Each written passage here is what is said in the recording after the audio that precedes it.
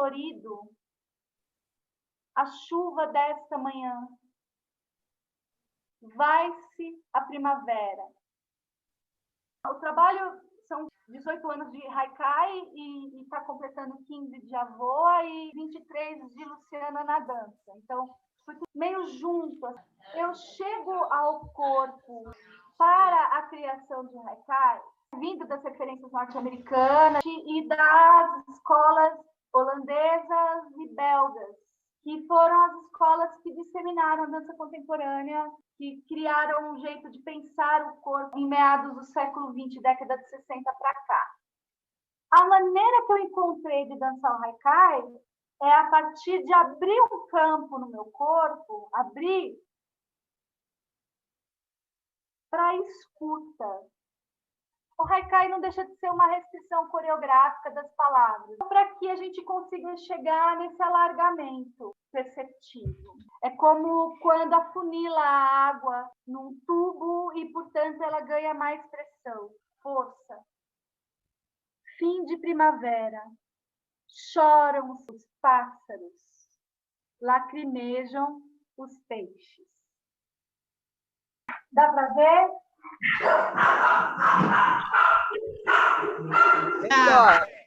É legal fazer um pin no vídeo da Lu, porque daí ela fica na tela inteira.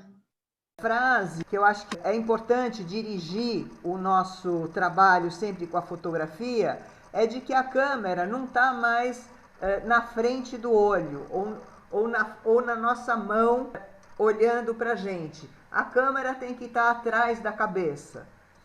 Né? Quando você está vendo uma imagem, você tem que ter um certo distanciamento e passar em algum nível por alguma reflexão para ver o que você acha que você está vendo, se ela está lá.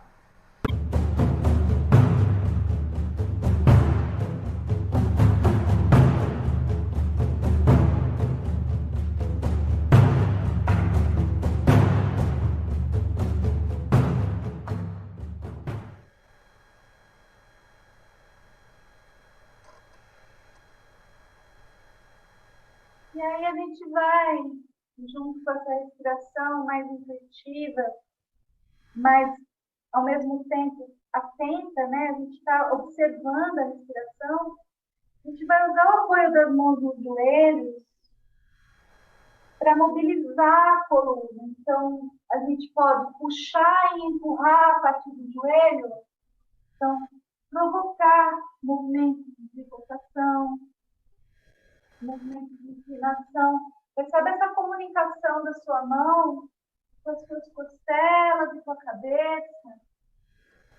E a cabeça vai se entregando a possibilidade de pesar. Pega o punho para a mão não ficar só aqui caída, né? Sente o alinhamento da mão. Percebe o prolongamento dos dedos.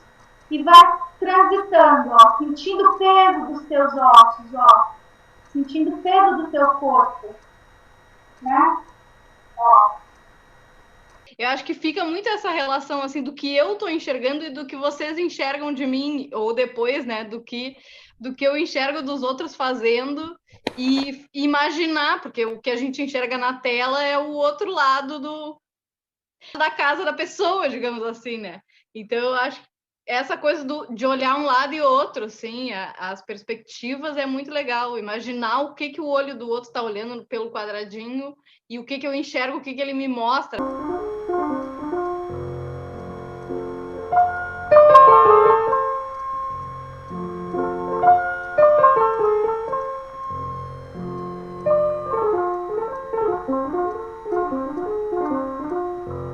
Eu estava dançando, eu queria passar eu tinha uma intenção, mostrar alguma parte do corpo, mostrar uma parte da casa, tal, mas eu ficava pensando, será que eu estou conseguindo mostrar isso do jeito que a câmera foi posta, por exemplo? Eu tenho que empurrar mais, enfim, aí ia ganhando com o movimento, né? Essa tentativa. Então vou me aproximar, que daí eu tenho certeza que estão vendo. Agora eu vou colocar o cotovelo ali mais próximo.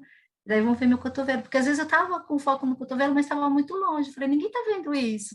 Tudo isso vinha junto com o movimento. Quando se descobriu o close, se criou o cinema. Quer dizer, os irmãos Lumière criaram a máquina, mas a linguagem cinematográfica começou quando se começou a usar o close dentro do cinema. O primeiro plano, que no caso é o close, tira a observação do nível naturalista e inclui a intenção do diretor. Gente, eu acho que agora eu finalmente entendi o close. Que ele é diferente do zoom. Conforme eu afasto, né, na minha imagem, não que vocês estão vendo, mas para mim, ela vai focando e fechando assim. Eu achei isso incrível.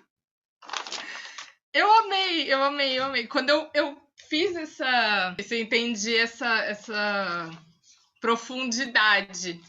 Porque o close estava muito no chegar mais perto. Mas eu vi que talvez não.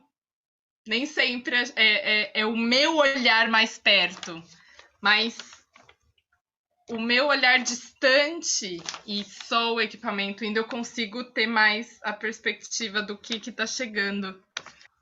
Mas, nossa, eu curti demais e eu vou dar para os meus alunos, eu vou dar para as minhas crianças. Eu acho que todo mundo tem que fazer isso. Ai, que bom, que bom.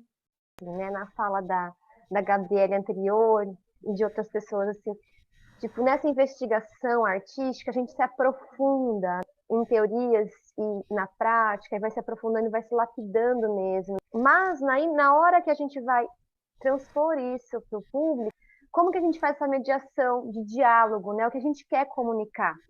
Porque senão a gente acaba fazendo uma arte, às vezes que sacia, como foi dito aqui no nosso diálogo, sacia o nosso ego. E por mais que às vezes a gente fala, nossa, eu abandonei o meu ego, mas eu estou fazendo uma coisa que é deliciosa para mim, e que eu não estou comunicando com o público. Mas dentro da nossa realidade brasileira, a qual nós estamos vivendo, em que todo o contato da mídia televisiva e midiática de celular, das redes sociais, é forma e representação todo momento. O que é apresentado para a gente como arte? Forma e representação, que a gente tem que fazer um trabalho artístico que comunica, né? E a gente entender quem é esse público que a gente está comunicando, né? Está dialogando.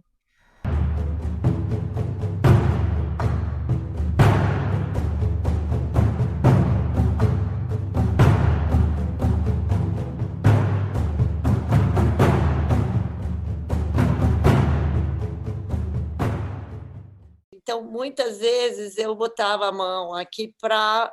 Aí ela falou para ter foco, porque às vezes era muito difícil saber para onde olhar.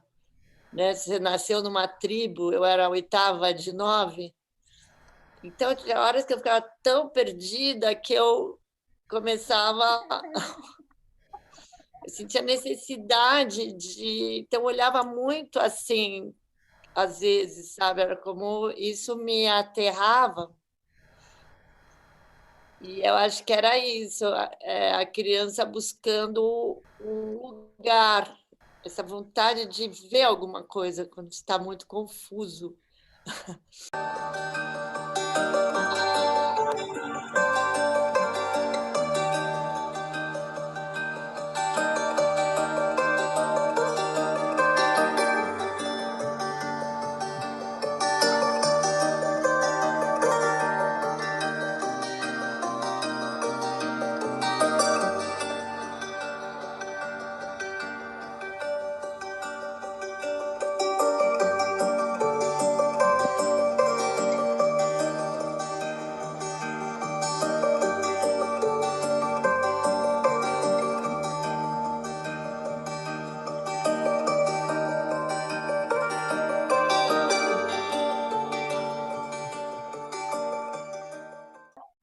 Ele vai dar conta de algo, de uma parte, mas se a gente quer entrar em uma experiência, talvez, se a gente está numa dança que ela é introspectiva, o vídeo tem que ser muito perto, é o close, para encontrar subjetividade.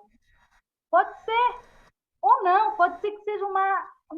E aí você precisa entender essas relações para você poder construir essas composições que sejam capazes de trazer um aspecto que é relacional mesmo. Tá? Parei, Tamara.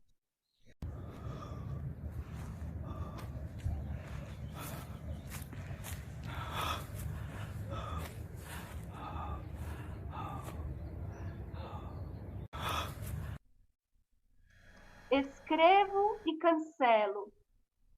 Reescrevo e cancelo. E eis que desabrocha uma papoula.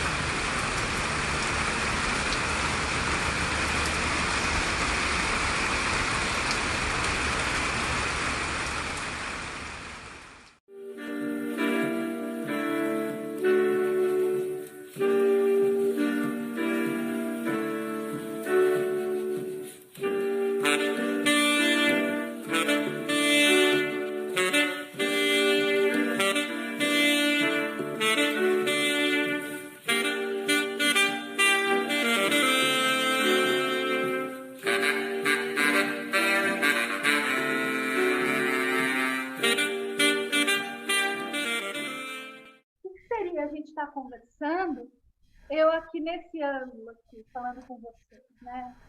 Ou de repente está só falando sobre o vazio e tudo que está atrás é o que é, não só tem o fundo, né? Então, quando a gente olha para... Tem uma conversa entre as árvores, não sei se já viram um documentário sobre isso, do espaço vazio entre as árvores, que tem uma sinergia absurda, que tem uma relação entre elas que é uma coisa conversada entre elas.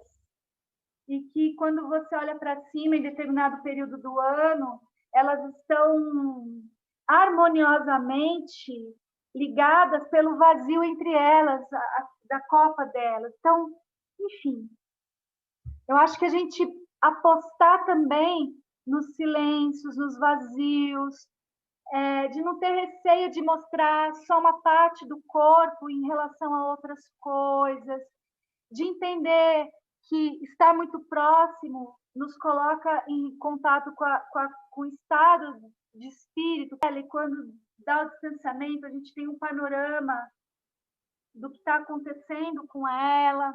Então, acho que são esses aspectos para a gente ir burilando, e que também não é diferente do treinamento corporal. Pode ver, a gente parte da sensação interna e vai abrindo, ou parte de fora e vai entrando, para depois a gente conseguir transitar e perceber o todo.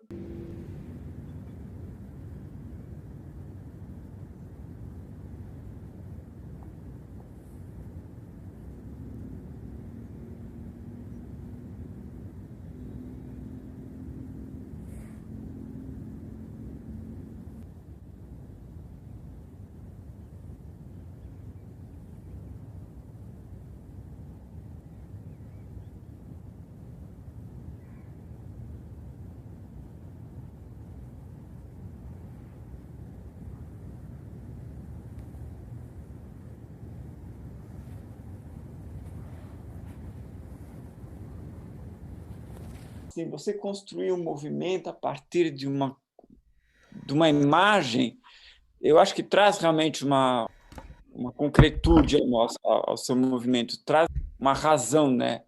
É mais do que você ficar simplesmente na dança do movimento pelo movimento. Para mim, até agora, quando você falou na última aula, não use verbos, eu não consigo.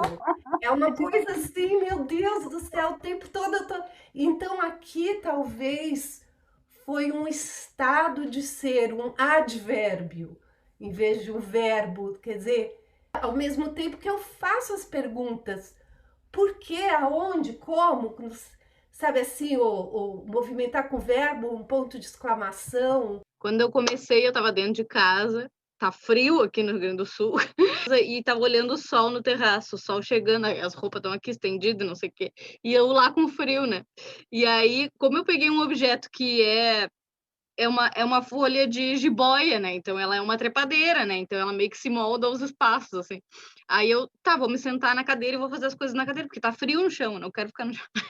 Então também eu fui me permitindo e me moldando aos espaços. Depois é que fui me dando conta, bom, tá, eu me sentei na cadeira, porque também a trepadeira precisa de um outro espaço. Parece que ela não, que por si só ela não faz muito sentido, ela faz sentido num ambiente, assim, né? E aí depois eu digo, tá, eu vou ir pro sol, azar. Aí agora me dei conta, né? Do tipo, tá, tô com vontade de ir pro sol. Então acho que eu me transformei tanto na planta que eu fui rastejando até o sol.